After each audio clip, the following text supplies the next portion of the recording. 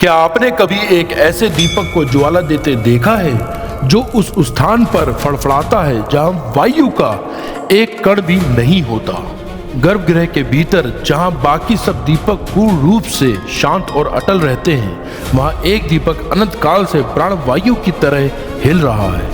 ये कोई कल्पना नहीं, दक्षिण भारत के श्रीकालहस्ती मंदिर का साक्षात प्रमाण है, क्योंकि वहां स्वयं महादेव वायु रूप में विराजमान है। परंतु इस पवित्र स्थान की सबसे प्रचंड कथा हवा से नहीं, रक्त और बलिदान से जुड़ी है। एक ऐसी कथा जिसके सामने बड़े बड़े ऋषियों और देवताओं का अहंकार भी मिट्टी में मिल गया। आखिर क्यों स्वयं भगवान शिव को एक शिकारी के आगे प्रकट होना पड़ा? ये अद्भुत रहस्य जानने से पहले सनातन की ऐसी ही कथाओं के लिए अपने चैनल गॉडवर्ड से अभी जुड़े। एक साधारण शिकारी था कनप्पा, जिसे पूजा का कोई विधन, कोई मंत्र नहीं पता था, किंतु महादेव के प्रति उसका समर्पण असीम था।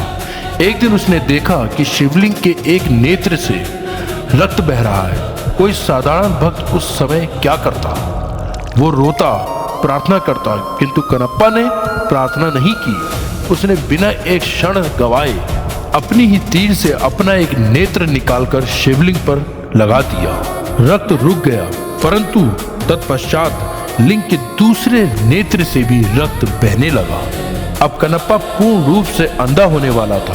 उसने अपना पैर लिंग के उस स्थान पर रखा ताकि अंधा होने पर भी अपना दूसरा नेत्र सही स्थान पर लगा सके।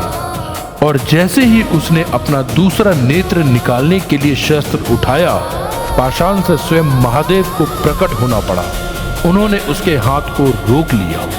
महादेव ने उसे रोककर क्या संदेश दिया?